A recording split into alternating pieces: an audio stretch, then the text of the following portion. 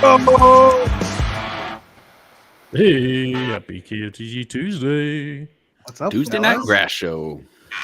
Yeah. Tuesday night. Welcome, everybody. We got all of our good friends in the chat. Good evening, Tuesday night regulars. Welcome. LTZ started jumping in an hour early so he could be first. So, Yep. congrats to LTZ being first an hour early. Oh, hell yeah. Servando's in here. Oh, yeah. Nice.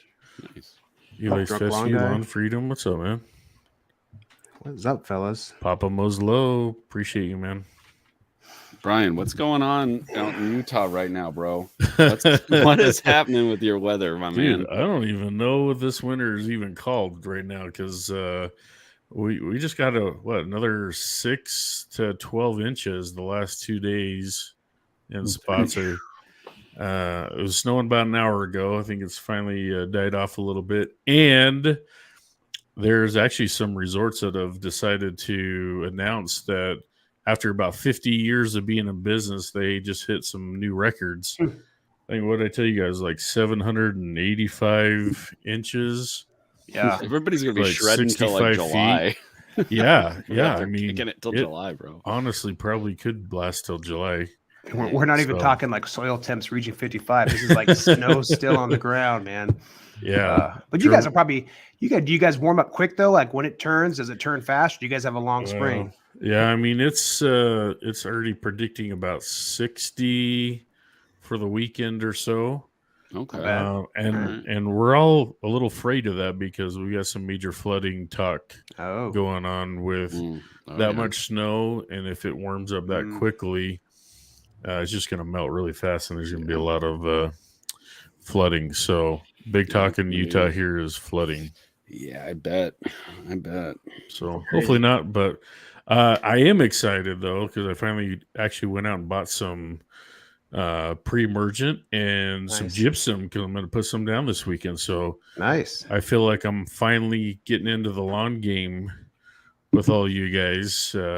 Hopefully coming up this weekend.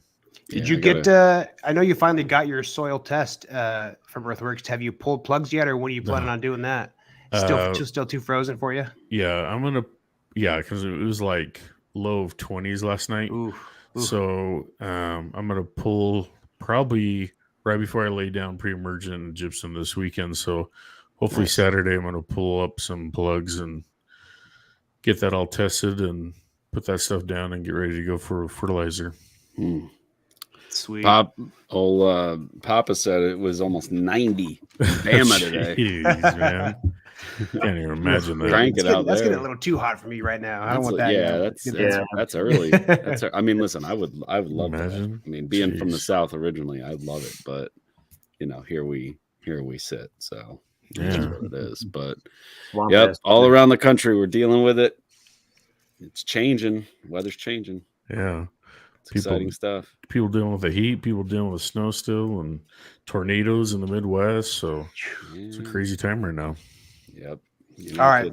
Let's get this show started, fellas. All right. Okay. Yeah, I think we're episode 112. Keep off the grass. It's all raise a glass. Keep off the grass. I got lemonade tonight. Keeping it low key. Work's been busy, so I gotta. Nothing too you heavy. gotta show up tomorrow, huh? Exactly. Yep. I'm doing the seltzer. So, Oh. but this evening, Earthfort, and we have Matthew Slaughter. Matt, can you introduce yourself to everybody? Welcome. Thank you for joining us tonight on Keep Off the Grass. Yeah, thank you very much. My name is Matt. There you go. All right. There you go. Short and sweet. Easy, to the point. Yeah. My name's Matt, and I'm drinking a Clenlish 14 tonight. Right. So just to keep in the spirit of the show. And all right. Thanks. So my name is Matthew Slaughter. I am the president, owner, founder of Earthfort. We're a small little company in Oregon, and what I started out as, so for 20 years ago, I started working in a little lab based out of Oregon State University, and it was doing soil testing, but it was doing soil testing that was very different. It was a biological soil testing and looking at the life in the soil as opposed to looking at the chemistry or physical properties. And then basically, so let's see. So it's actually a cool story. 20 years ago, I started working at the lab to help them with their database. So I have a tech background. So I had a database, I had a degree in computer science, and I was hired to help them manage their data system, which for those of us who have been around that long, it was a zip disk network. And if you're familiar with that, oh yes, oh yeah. So we didn't. It wasn't hardwired. We didn't have Wi-Fi. Nothing. It was, one computer to the next using a zip disk, and it took 2 people full time to manage all the data from the lab. Well, I looked at what they were doing. My brother's a programmer. I'm a designer, and in 3 months we rewrote the whole thing, and I didn't have a job. So, like, damn it! I should have dragged that out longer. It went from. Yeah. But the professor who was running the place, she's like, well, you're pretty bright. What else can you do? And I said, well, I'm good at business. And she said, oh, well, then help me run the business and I'll teach you what I know. So I started learning soil microbiology from those of you who are in the whole soil world. Dr. Elaine Ingham, Soil Food Web. Basically, I own and run the original Soil Food Web Lab for those of you who that means anything. And then that's where that came from. And the cool thing is the way she taught me or the way I learned was she sent me to all the places she didn't want to go. So I got to go to a coffee plantation in the mountains of Guatemala, wow. Sugarcane plantations in the lowlands of Nicaragua. I went to Suriname, tomatoes, working in Mexico with tomatoes, both greenhouse as well as terrestrial. I had to go to Texas a lot. No offense to Texas, but I had to go to Texas a lot because she didn't like Texas barbecue there, But so I've been around the world. My first gig was a conference with the European Union, talking about compost to all of the people in the world who are the world's leading experts in compost. And here I was a year into this, and I went and gave a talk. Oh, it was entertaining. I learned a lot.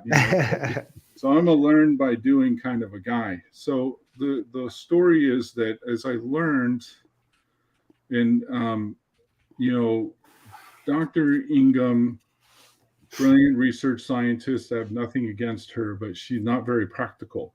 And what I realized as I was learning is that there wasn't a whole lot of good resources and tools and knowledge to help the farmers and landscapers use the knowledge from the lab so that they can do something about it, right? So testing without an answer is it's research. So it was like purely academic as far as her approach. And you kind of thought, we could use this to come up with something and offer some solution.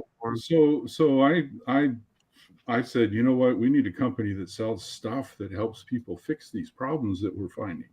So we formed the company Earthfort. Originally it was Earth Fortification Supplies Company. There's a big long name. It was great. So we changed it to Earthfort a few years after we started. And it was really, I went into the mode of what is the answer to this problem? So we were looking at the bacteria population, the fungal population, protozoa, nematodes, all these things, the living component. And, the science says that if the soil is healthy and alive, then your plants grow better. I mean, that's just the science of it. But the problem is how do you get the soil to be more alive in the face of urea or, anhydrous ammonium or Roundup or any, so a lot of these chemicals are very harmful to the biology. So I had to start developing tools, and that's basically what I did. It took me a few years to figure some of it out, but biological inoculums, food resources, different types of fertility products. So instead of salt-based or mineral-based types of fertility, we started working with plant-based and protein-based fertility, because it's more conducive to helping the life. So we created this integrated, holistic approach to let's take care of the life in the soil and take care of the fertility requirements of the plants. And I learned, you guys are doing turf. I've plenty of time on the golf courses, plenty of time in the grass fields, plenty of time on different projects. Landscapes, as we started out. At one point, we were actually provided a service applying our products to clients, actually applying it. That was a bad business model for us because I was gone most of the time. So it's hard to grow a company when I'm traveling all over the world. So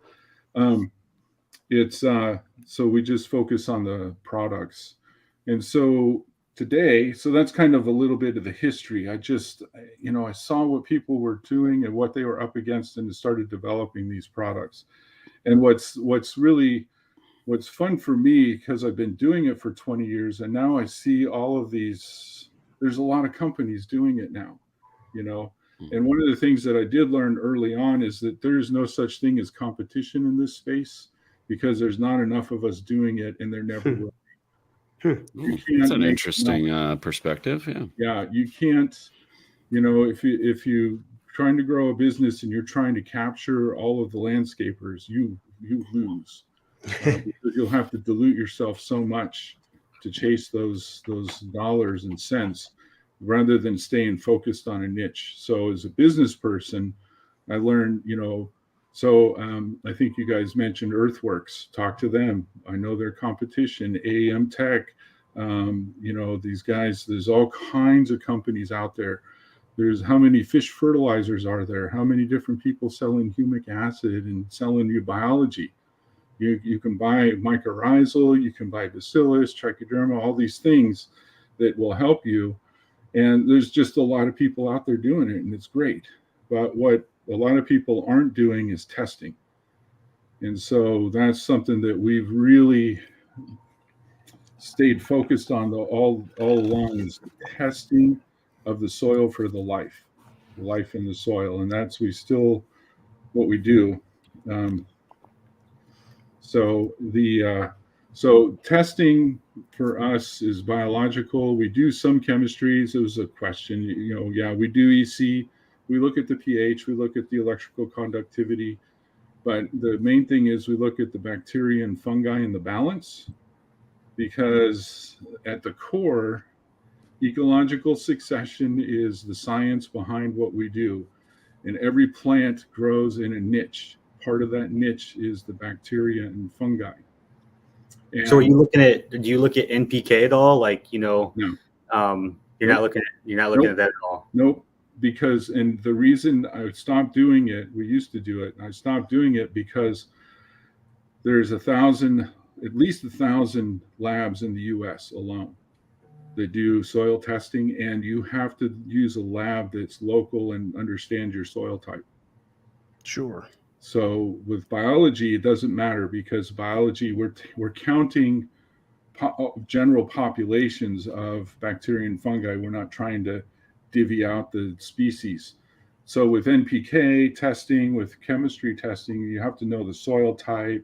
Yeah, is it acidic? Is it base? Is it how much sand, silt, and clay? And you develop methodologies for testing chemistry that's local. So we got out of the business, when I started figuring out that a lot of the testing that we were offering wasn't working for a lot of our customers. So we just point them in the direction. So we got a huge list of labs that we like, and we just point people in that direction for chemistry. But the bacteria and fungi, again, that tells us, if the life in the soil is functioning and is at the right levels and the right balance for the grass, then that will make disease pressure less. That will make your fertility program more efficient. It'll keep your grass healthier longer. It'll be more drought resistant. And there's all kinds of benefits just to making sure that your biology is working as well as your chemistry. You know, the educational part, which I also have a whole educational program online, is how do you do that how do you grow your grass without killing your biology, but still have awesome looking grass? Because that's a lot of people, you know, afraid to go organic, afraid to go into some other way because their grass isn't going to look good enough, you know. And so we address that, and we can help people who want to move in that direction, you know. And there's a lot more benefits too. We work a lot with sports fields, and when you get the soil healthy, the sports fields are much more forgiving to play on. Because I don't know, I'm a big football fan, go Steelers, and you know, and every year I start watching the football games, and the fields look pretty good, and then as the season progresses, they look worse and worse, and it's like playing on concrete, and they just spray paint the poor grass so that it looks good on TV, and that doesn't have to happen. You know, we work with the Ravens. We've worked with the Cowboys in the past, the Cardinals, you know, various different teams. We also, Camelback Ranch uses us down in Phoenix for the spring training camps. I think it's the Dodgers and I can't remember now. White Sox. So I'm curious with your guys' soil tests. I'm looking at it here. When you were so you're getting like relative amounts or I guess total percentages of the different, you know, bacteria, fungus, protozoa, nematodes. When you were going to all these different places way back when and checking their soil and stuff, was there certain consistencies as far as the ratios of these different things, or did it vary from region or with? So there are some differences when you start looking at temperate versus tropical systems, but here's the fun part about a lot of this. What I've learned is that if you're growing grass, a perennial grass, no matter where in the world you're growing it, the biology needs to be the same. Chemistry, how it grows, the growing season, the variety that you might be growing might be a little different, but the grass is grass. You know, so when I go to a tropical system and I'm looking at a banana tree, I'm using the same exact knowledge as I would for a turf system, because banana is just a big grass. You know, when we're looking at wheat, I use a lot of the same concepts. You know, the difference is the farming operation, the logistics, things like that. But the biology needs to be about the same. Perennial grasses, you know, give or take a couple points here and there, but it's not. So the real challenge is not so much the what the biology needs to be. It's really more how are we going to address correcting the biology that is really sensitive to location and climate, you know. So because sandy tropical soils are very different than heavy clay soils, you know, and the grass will grow, but you have to take a different approach to it. So biology, kind of playing devil's advocate here. Yeah. You know, say feeding your lawn with, you know, a traditional fertilizer, urea, ammonium sulfate, something like that. Just keeping something growing and keeping roots in the ground. And, you know, can that be enough to add, you know, beneficial bacteria on its own just by creating the root zone and growing? And, you know, if you've got a few hundred years, probably. And also if you stop doing things that inhibit it, you know, again, you know, and I'm not saying don't use chemicals, but I am saying is that those chemicals can be pretty hard on the biology And so depending on how and when you use them, how much, frequency of applications, those kind of things. And are you doing anything to try and make it more efficient? Because a lot of those types of products are, as much as 80 times over application rates because they're so inefficient. Urea is maybe 10 to 20% of that will actually make it to your plant, that nitrogen content. So if you're putting urea down at any level, it's going to be pretty hard. Same with gypsum. Like gypsum, you were talking about gypsum before we started. Gypsum is a chemical salt, calcium sulfate, and sulfate is really hard on fungi. So trying to add calcium to the soil using a product like that can backfire on you because it's fungi that's responsible for capturing and holding calcium in a plant available form. But so you're saying if that's the case, you're somebody who, I don't know, because their dad said you put down gypsum every spring or something, you just put it down every spring without really thinking about it. Yeah. That's different than somebody who gets a soil test and it says, you have a lot of sodium, so you could throw some of that down to kind of help correct that slowly. Yeah. That's not what you're talking about, right? That shouldn't have an issue with the fungi. I think right now that idea that fixing sodium problems with gypsum is you're just adding a different type of salt. So I think it's the thought process more than the, whether it's coming from conventional chemistry, agricultural practices, or repeating old chemistry-based processes. The question would be, why do I have so much sodium in my salt? And is there a natural way to deal with that issue? And the other question is it actually a problem? Sometimes we get a report back and it tells us we have a problem, but we may not, and, I deal with this with farmers all the time. They'll get a report back from the chemistry lab and they say, man, your calcium is low. And they're like, what do you mean my calcium's low? I've got over 2,000 pounds an acre of calcium, 2,000 parts per million, 3,000 parts per million. And you're telling me to put down 2 tons of lime. And it's like, well, but what's the real problem? What's the real problem that's going on in the soil? And honestly, it's really simple. Our approach to growing plants has been from the chemistry perspective, which is understandable. That's what happened in the last 150 years. That's how we've learned how to grow plants.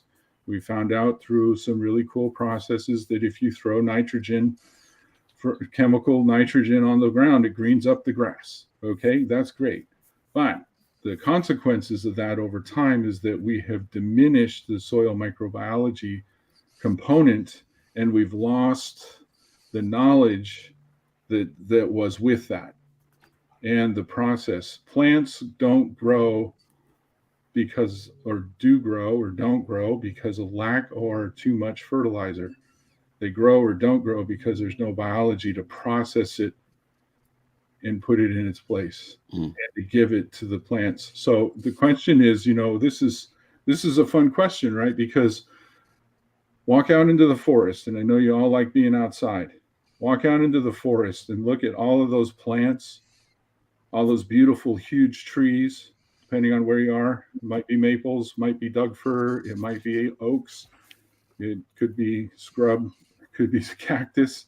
But look at it and say, who's fertilizing this forest? And yet these plants are growing well. Who's applying herbicides? There's no weeds, at least not at the pressure level that's affecting the forest. Who's spraying for bugs? How do those plants grow? You don't need all that stuff necessarily. Now, human managed systems are obviously different than natural systems. But the whole point of Earthfort and the reason that I'm doing what I do is because we study nature and we look at those processes and we try and learn what is actually feeding the plants. It's biology converting organic matter, breaking down the rock, pulling nitrogen out of the atmosphere in the soil, and then interacting with that plant through sunlight energy, CO2, photosynthesis. Plant puts root exudates out, attracts the biology and stimulates it and feeds it. The biology comes into the root system, and it's been collecting all kinds of stuff, your nitrogen, your calcium, and then they get eaten. That's where the protozoa come in, the nematodes come in, they eat bacteria and fungi and release nutrients into the root system. And this process has been happening for approximately 500 million years without human intervention. And so plants know how to grow. If we give them a chance, you might be able to have a really healthy lawn and preserve your environment and not have to use some of these chemicals, or at least as much. And again, I'm not advocating that you stop using Roundup, because weeds are awful, right? And you don't want, you guys are in the business of aesthetic, so keep the weeds away, but at the same time, there's like a difference between the everything that grows on the side of the highway versus a botanical garden or somebody's front yard or whatever. You're kind of pushing it to the max. You're juicing things up. You're really catering to it. You're basically, it's like a domesticated, you're basically a zoo for your lawn. You're creating this perfect environment as best you can for these things to just grow the best they can. So what if, say, I'm in a subdivision, and when they come and build all these houses, they strip away all the natural, they just get rid of all that stuff, and then you're left with the clay and the crap from the construction site, and they come in and dump some sod down. I imagine you guys have tested. I mean, I don't know. It sounds like maybe you're geared more towards agriculture. Have you guys done a lot of lawns? And is there any kind of can you speak to like the condition of a lawn like that typically? So that's what we call a succession event. Okay. And where the topsoil gets destroyed, right? And that happens, fire, floods, all kinds of things, glaciers, all kinds of different things happen. So when you strip away the topsoil and you're left with bare ground, and you want to grow grass on it, there are things you can do. I work with, so I'm from Oregon. Okay. And where I live in Corvallis is the heart of the valley, and we are the grass seed capital of the world. So most of your grass seed that you're buying and using probably comes from here. We've got about 5 million acres of grass seed production. Yeah, I think a lot of the guys we've talked to, their seeds out of Oregon. There's a lot, and not all of it, but there's certainly a lot.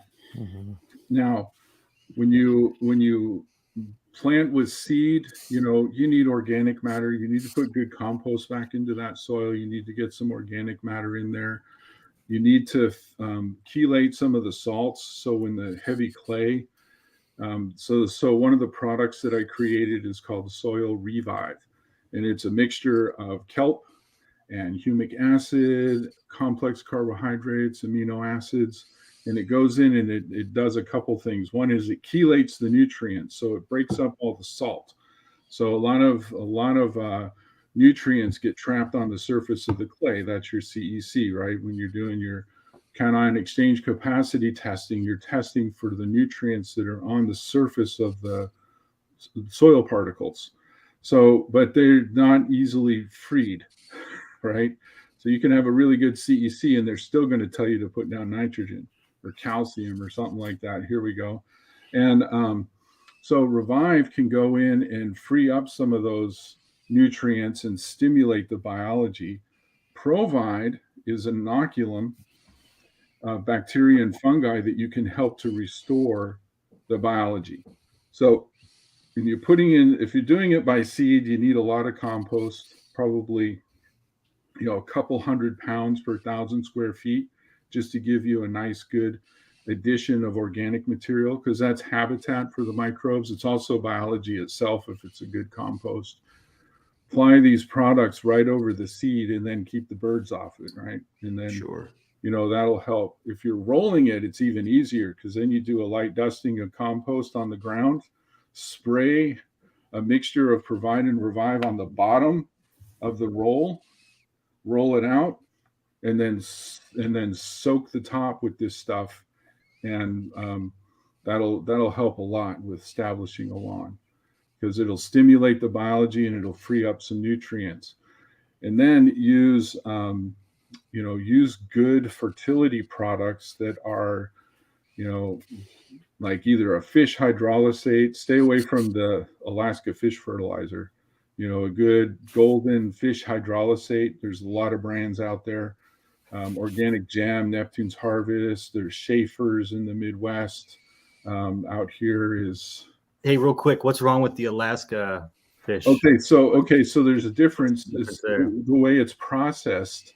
So Alaska fish fertilizer is an emulsion, and they take the fish waste and they boil it, and they remove all the oils and put them in your little fish pills and sell it to the nutraceutical market. And then they take what's left, which is that black goo that smells awful, and sell that as fertilizer. It stinks. It's awful. It's high end content, but it's pretty toxic, actually. And the neighbors don't usually like you afterwards. So, and I don't know if you noticed, if you've ever used that stuff for years, they just let the consumer deal with the stink, but now they're infusing it with lavender and what was the other, mint and some other things to try and cover the smell. So what you want is a fish hydrolysate, which is cold processed. It's enzymatically processed fish, and it retains all the oils, and it doesn't denature the nutrients. So you want the protein.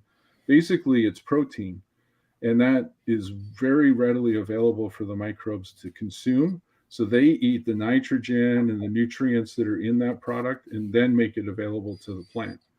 So you're feeding the soil instead of feeding the plant, and that's part of the change in the shift in the way you approach the care of the plants. This is exactly the same kind of advice I give to farmers. So I don't, I know that there's a difference, but at the same time, it's like, you guys are small quantity, small scale, really into the aesthetic, and the farmers are into big scale. They don't always care what it looks like, as long as they're getting a good harvest and have a crop that they can sell. Of course, real quick though, sorry, with the negatives of you were saying the Alaskan fish. So wouldn't that kind of sometimes be a concern with compost, as far as it being a little too hot and being so we test compost too, and I'll tell you, compost is a hit or miss proposition. If it shows up steaming hot in your yard, in your driveway, don't use it until it cools off, because that'll suck the nitrogen out of the ground, because it's bacteria that specialize in eating nitrogen that generates the heat. So if it's still hot, that means that those thermophilic bacteria are still active and they're eating all the nitrogen. You put it on your ground and it's going to suck the nitrogen out of the soil. That fast? So you mean like while it's cooling down, if you were to spread it around at that short of time, it could. Oh yeah. Adversely impacted. I mean, yeah. So you want to be sure it's matured compost, and we can test compost. We test compost all the time, all over the country. In fact, we even have a list on our website of some of the really consistent producers. So you can. I saw somebody was asking, I forget which product, but they're asking how much would cover 1,000 square feet on the Soil Fortify. How much can you get out of I guess pound per thousand? Soil Fortify goes down at about 1 to 4 tablespoons per 1,000. Okay. And Revive is 1 to 3 tablespoons per 1,000. Depends on the plant. Depends on how aggressive you want to be. And so these are all liquid soluble, backpack sprayer type, or just sprayer type applications. Yeah, okay. Yeah. All right. So Fortify and Revive are powders. The Provide is a liquid. So, but they're all screened. Everything is screened, so it goes through application equipment. This stuff is going through $100,000 spray rigs on farms and stuff, so it has to not clog. Equipment. How often would you do an application of, say, the Fortify? or the? I think, a lot of it would depend on the test, depend on the conditions, depend on what you're trying to accomplish. But anywhere from, at planting or at the beginning of the growing cycle, like as things start to warm up, and for a landscape, you could do it every 3 to 4 weeks if you want to. You can pretty aggressively, or just a few times a year. The nice thing about the Fortify is that it has a component. It has some of that fish in it, and so it gives you a boost of nitrogen. So if you're trying to green up the lawn, it's a really nice little thing to slurry up and spray it on the lawn, and within a day or so, you get a little boost, as well as starting to fix your soil. So this is probably a really hard question to answer, but I mean, you've been doing testing kind of worldwide, it sounds like, for a long time, right? Yeah. Generally speaking, and again, we're talking mostly about lawn and landscape type applications, right? But generally speaking, I mean, what do you see in terms of deficiencies kind of across the board? I mean, can you even make a generalization on that and say, like, okay, well, these things are kind of, first of all, these things are relatively deficient in a lot of lawns or landscape applications.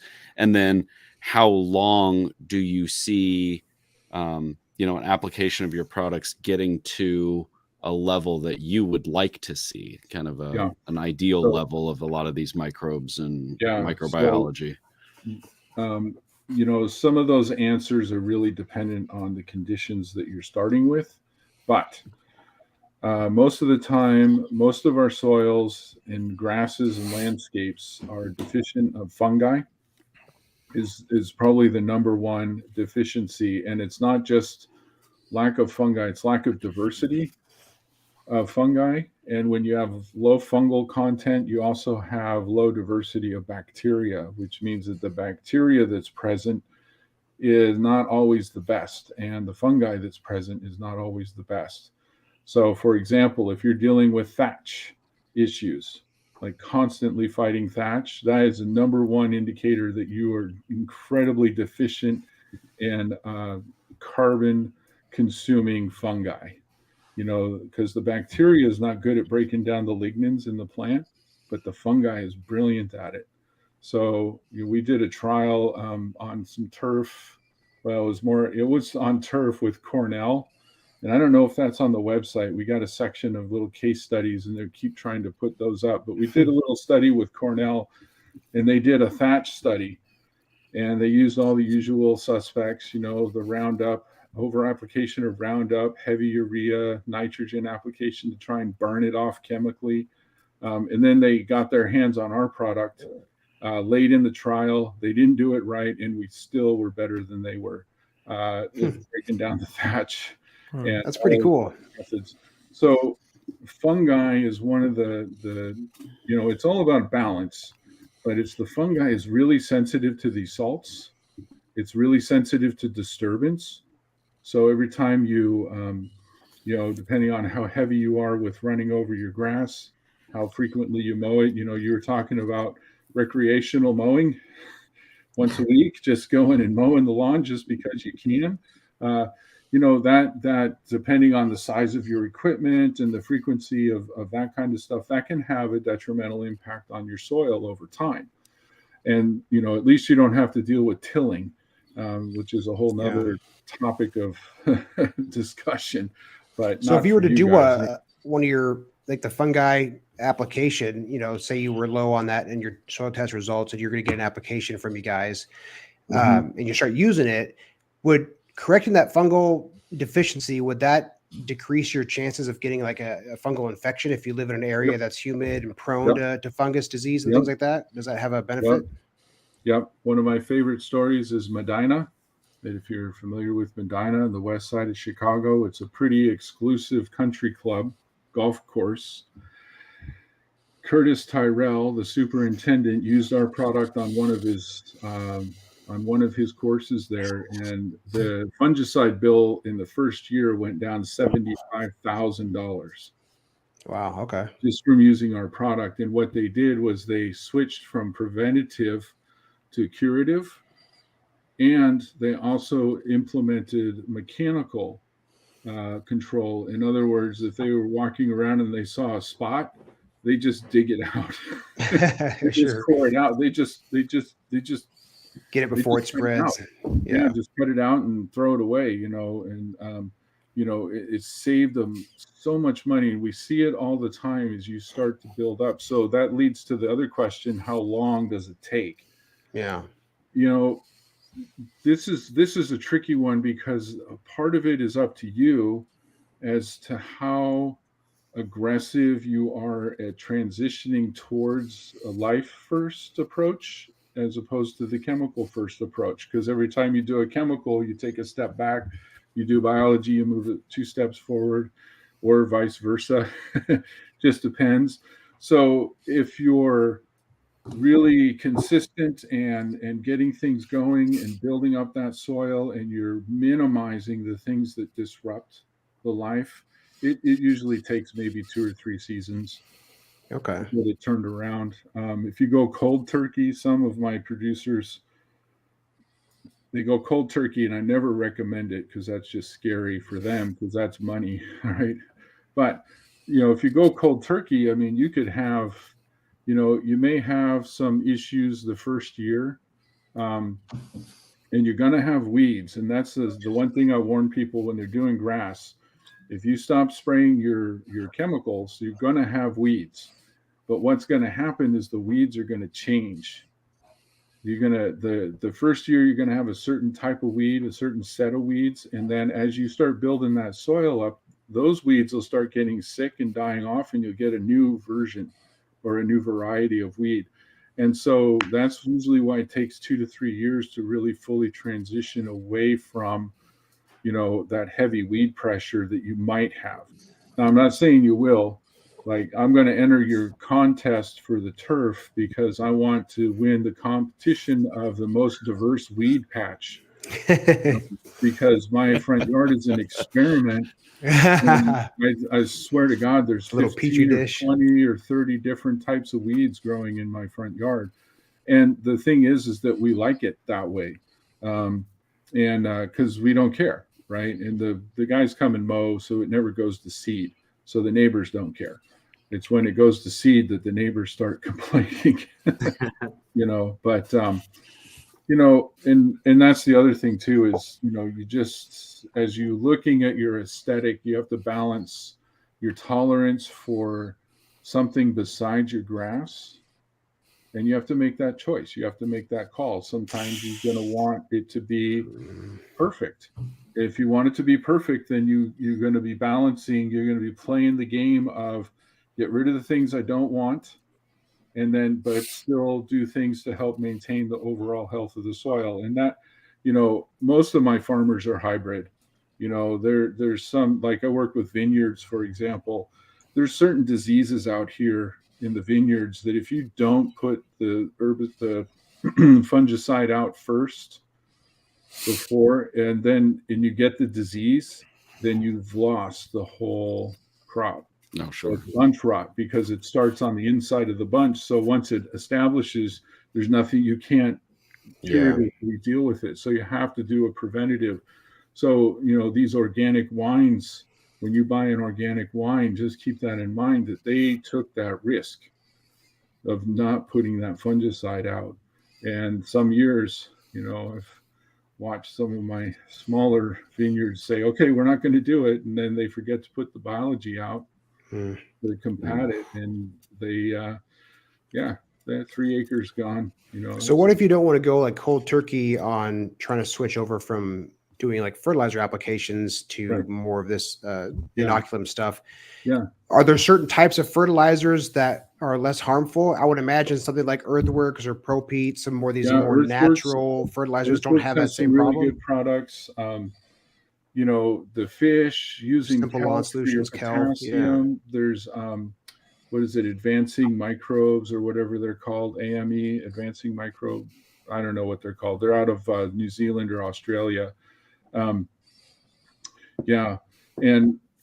so protein based or low application, chelated nutrients are great, especially if you can do it as a foliar instead of as a soil based application. And the other thing that is often missing because of the fungi is the calcium is often out of balance. So, it's either too much or too little. And that's also related to magnesium. I am a fan of the whole calcium to magnesium ratio thing. That's the Albrecht approach. It's not perfect. Believe me, it doesn't work in sandy soils. Don't do that in a sandy soil. What is that ratio? 6 to 1? 7 to 1 is kind of the sweet spot, but you can go either way. And depending on the soil and depending on what you're growing, you can go even higher than that. You could do 8 or 9 to 1 for things like trees and shrubs and stuff. And if you're doing annuals, like if you got a vegetable patch or something, then you can go 5 or 6 to 1. It won't be too much of a problem.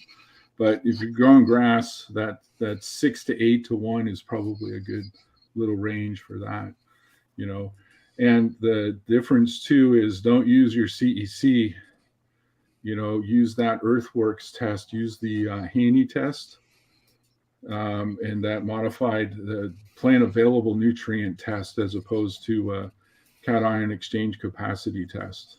So, because and the other thing that a lot of our producers do, of course, with grass is, testing the forage quality.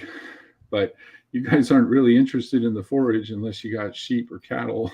Talking about like a tissue test. Yeah, tissue analysis for nutrient density. I work with dairies. And the one dairy here in Oregon that's my favorite. He's Jack, and he is Perrin Dairies. He's an organic dairy. He switched to using our stuff. He hasn't looked back. He pretty much went cold turkey with it, and he increased his milk fat by a whole percentage point, which if you're not familiar with dairy, they pay for it by the pound. So milk is sold by weight, and the higher the protein content, the heavier the milk. So it makes it more dense. So a whole percentage point is a whole lot of money increase. Wow. So from 2.8 to 3.8% is a big deal for the end of the day for him. And his cows are happy. So if you ever, I'm into happy cows. So I have more questions, but I think we're getting to Lawn of the Week time. I don't know about you guys, but I think it's getting time for Lawn of the Week. So he's a starter for most of us, Brian, lucky few. But if you're outside cutting your grass, getting out in the yard, posting pictures online, use that hashtag KOTG Lawn of the Week with your pictures. Make sure your account is not private so that we can see what you're posting there. And we're following that hashtag, check out the lawns, seeing who's striping hard, who's looking good. And we pick the Lawn of the Week each week. And that winner gets eternal bragging rights. They get featured on the KOTG page. And they get their choice of Pro Peat fertilizer available from Home Depot, shipped to your front door. I think I nailed all the points there. That felt pretty good. Yeah. I just seen how many posts for that on there, Brian? 3,000? 3,687, man. Wow. That's pretty cool. That is really cool. I like that. I don't know if we have the pictures. I don't know if Brian or Zach got them, but our winner this week, also a Matt Momot. It's looking good. Ooh, congrats. Matt Momot. Single doubles. It's looking real green. So I did a little research on him. He's actually there in North Carolina. Oh. Down by Fayetteville. Oh. So close to being a neighbor of Olee. It's good, man. I like this picture because you see the neighbors up here in the background, right? It's nice. I always like that. It's I like think they just kind of gave up. They're just like, whatever. Subtle flex on the neighbors. Oh, I didn't mean that is what you call picture. voluntary. Across the street, it's just voluntary. Mm-hmm. Voluntary, yeah. Mm-hmm. What happens. Well, yeah. Congratulations, Matt. reach out to the KOTG Instagram. Let us know your address and what you want, and we'll get that over to Pro Pete. So congratulations, brother. Congrats on winning Lawn of the Week. Lawn of the Week. Who That's will a be pretty next? sweet feature. I don't know, man. Like I said, I mean, there was probably 4 or 5 good contenders this week. So, I mean, this is the exciting time of the year where everybody starts kind of ramping up, get that spring flush going. Everybody's lawns are waking up and looking mighty fine. So, definitely more to come. It is a good time of year, spring. It's like when your grass looks the best. You know, like you get halfway through and you're like, all right, this is like peak. And then you get into summer and it kind of takes a hit. And then you do all your fall renovation stuff. But springtime, at least for me, I don't know about you guys, but springtime is when I'm like, yeah, dude, I'm really good at this grass stuff. And then it kind of goes downhill. Yeah. You were talking about weed patches. How much of a difference do you see in pH versus weeds? Oh, so here's the thing about weeds. Weeds are they're opportunists, and they'll grow in extreme pH.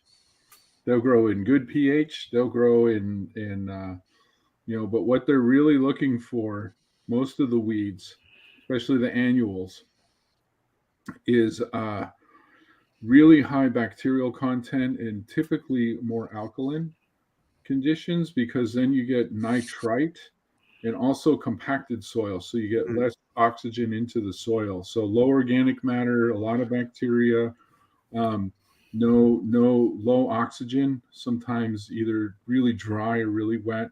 So they like extremely bad soil, essentially. So I'm going to put it out there for you guys to consider that if you have a lot of weeds, they're actually telling you something about your soil.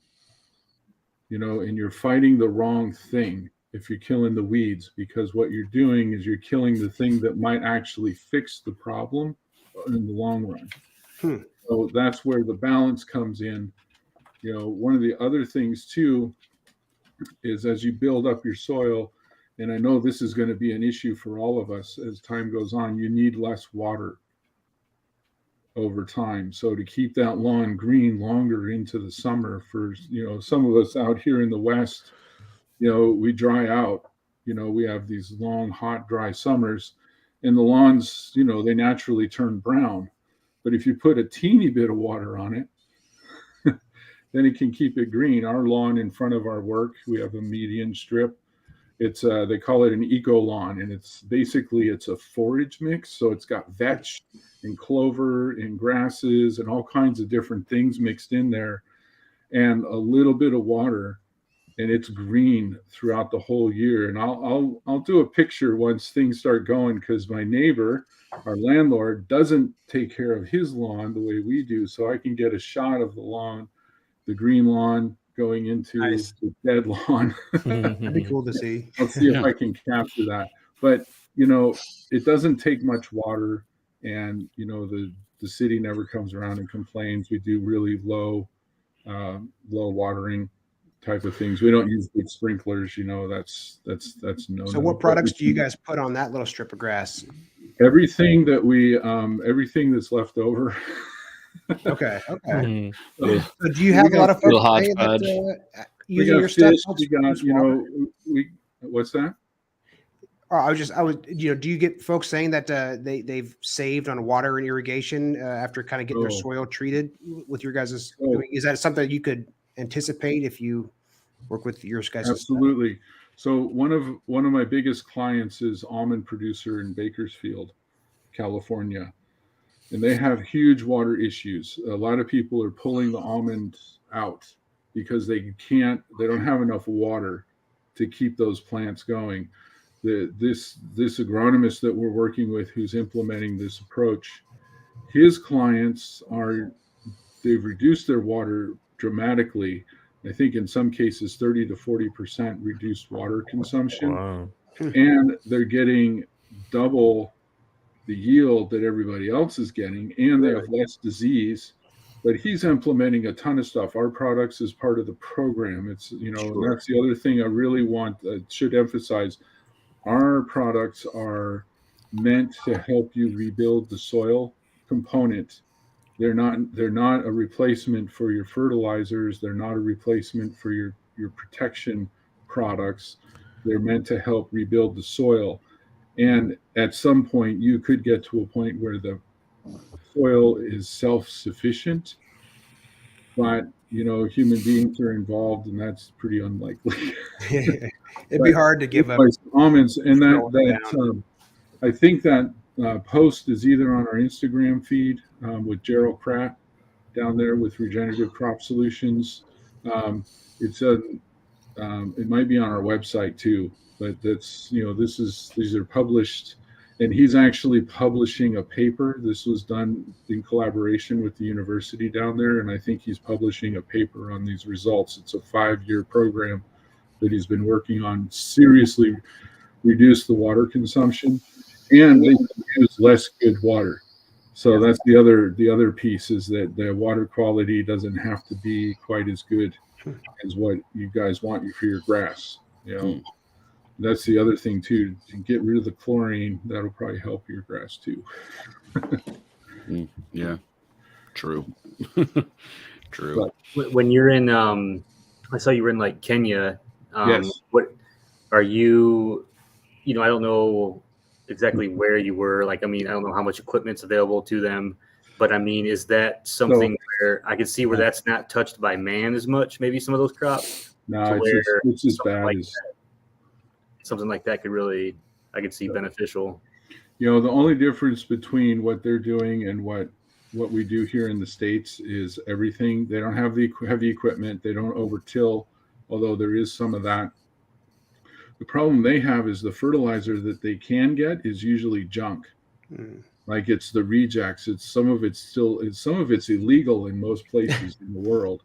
You can't legally buy it, or it's leftovers. It's like Chinese rejects from the fertilizer factory that weren't good enough to send to the U.S. or something like that.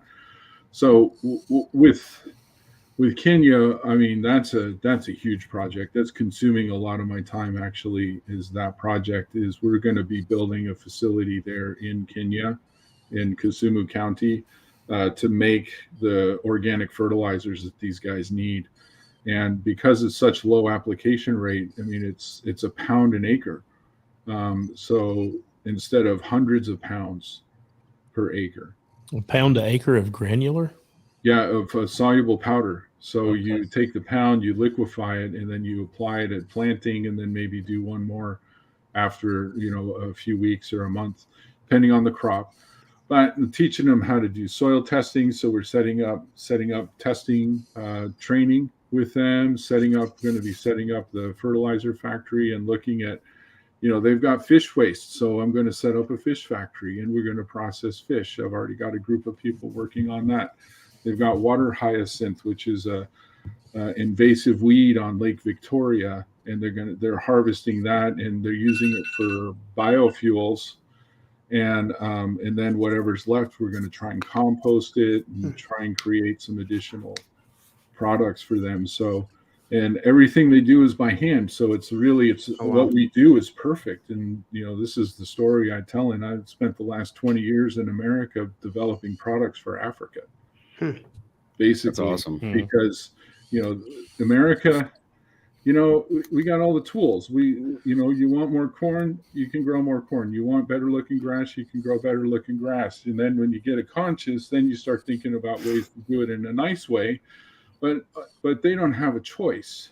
Yeah. There's no choices. They can either get inferior products or just go with what nature gives them, which is not always that great because they've been in drought and things like that. So, and it's all in conjunction. I'm just providing knowledge and stuff. It's an African-led team over there that we're developing, and Anyway, so what crop are they growing? Oh my gosh, they're growing everything: wheat, tobacco, cotton, corn. They've got cassava, tomatoes, mangoes, Wow. bananas, basically all the fruits and vegetables, all of the lettuces, so they're doing kale and lettuce and broccoli and things like that. So, the nice thing about a tropical system, at least in the area where we're working, is they've got 3, sometimes 4 growing cycles per year. Oh, cool. Right. So April is starting one growing cycle. 3 months later, the next growing cycle kicks in. So, but this is the rainy season, so it's a different set of crops than what they see in the, in the winter, which is July. They call it winter. It's funny. Yep. So one of the guys in the chat, Matt, the front lawn, he asked if any of your products can help adjust the pH. I saw you guys have lime as one of the things that you guys sell. Do any of your other products impact pH? Not directly. Indirectly, as you build up the soil microbiology, that's the other science part of it, is that the microbes adjust the pH in the root system of the plant regardless of your soil type. That's why you can grow grass anywhere if you get the microbes right. We sell lime for people who need calcium. Okay. And so that product, it's 50 pounds per acre is the recommendation. So basically it's about a pound per 1,000 square feet is what I recommend if you're deficient in lime. And I usually recommend you mix it with compost first and then apply it. So just so it's, because lime, I'll tell you what, take a gram of lime and mix it into a pound of soil, and it's going to kill about 30% of the life almost instantly within a day or two. So it's that's one of the advantages of having a laboratory. I can test all these things. So if you're somebody who really doesn't want to give up his pre-emergent every spring, like I have seen where if your lawn's thick and healthy, it kind of outcompetes weeds. So, even in the summer, don't continue, if you want to overseed, there's not that much weed competition if your lawn is thick and healthy. But if you still like to do a pre-emergent in the springtime, of the 3 most common ones, the dithiopyr, pendimethalin, and prodiamine, do any of them have less of a bad impact on the soil? Not really. Not really. I think that what I would go after is the least application rate. Okay. What's the lowest dose to get the job done, and then follow up, like look at the half-life. What's the effective length of time for that? And like Roundup is 17 days, right? So 17 days after applying Roundup, you can go in and apply some biology and other things to help compensate and restore some of the things that might have been damaged. Okay. Honestly, managing weeds is one of the biggest challenges. I'm going to Germany in a couple of weeks, and their big concern is that the EU is talking about taking away all herbicides, especially Roundup.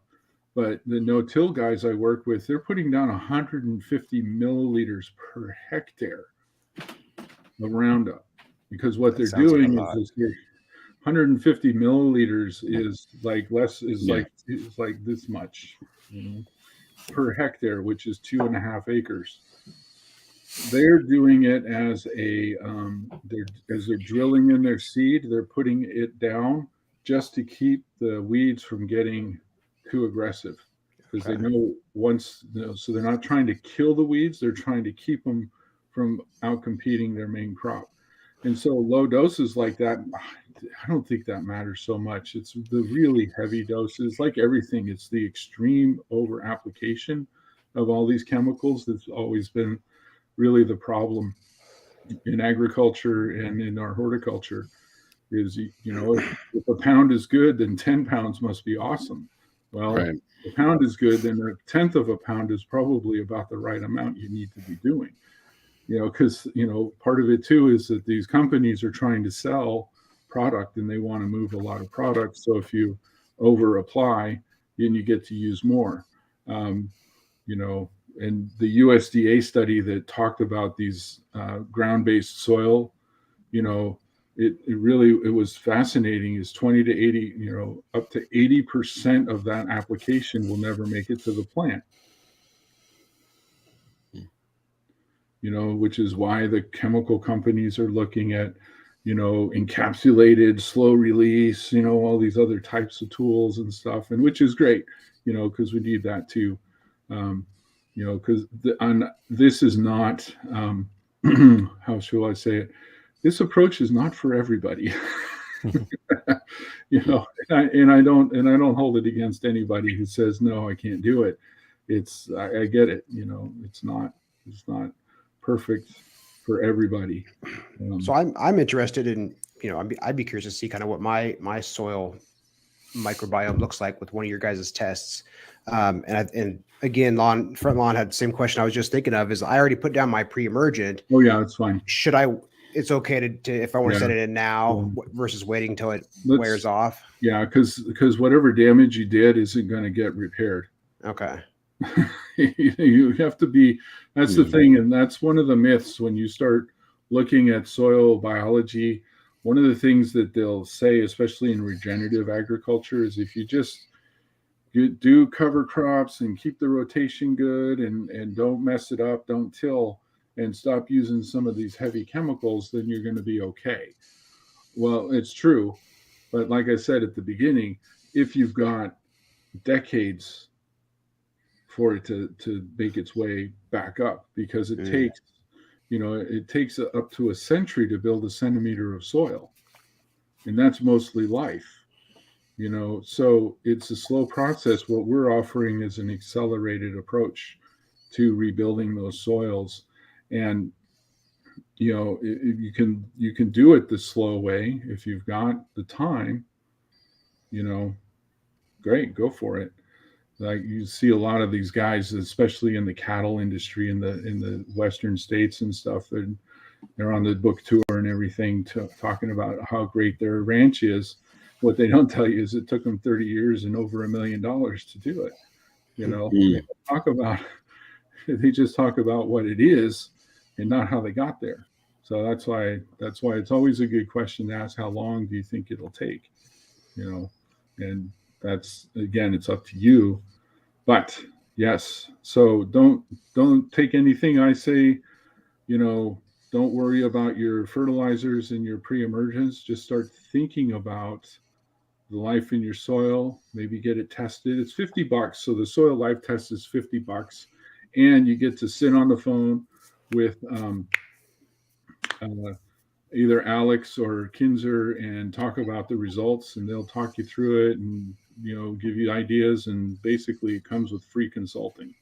So that's pretty cool. Yeah. And that's pretty cool. And there's a lot of knowledge on our website that's either available for free or we do have the paid program, the 26 episodes, and I talk about everything from terraforming Mars to volcanic vents, and as well as things like soil microbiology and runs the gamut.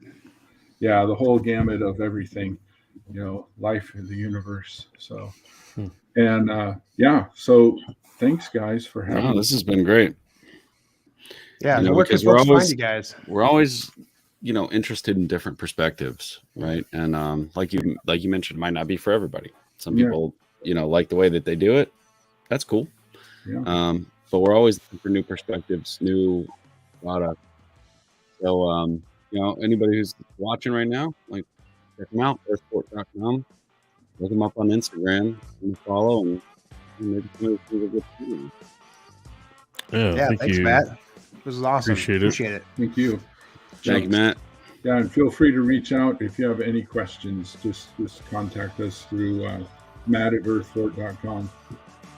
We're still doing a guest drawing. Oh yeah, we could. Oh. Yeah. Before we close, or wait till next week. We can do next. Let's do it next week. All right, we'll do next All week. Right. We're doing a guest wheel next week, you guys. So if you want to jump on, enjoy the live cast, throw your name in there. Yeah, I was muted for a second, Matt. I didn't realize it, but yeah, thanks for coming on. I appreciate it. Pretty much exactly what they were saying. We enjoy a different perspective, and that was interesting. Yeah, for sure. Great. Thank you for the live chat, and we'll see you guys next week. All right, everybody. Have a good night.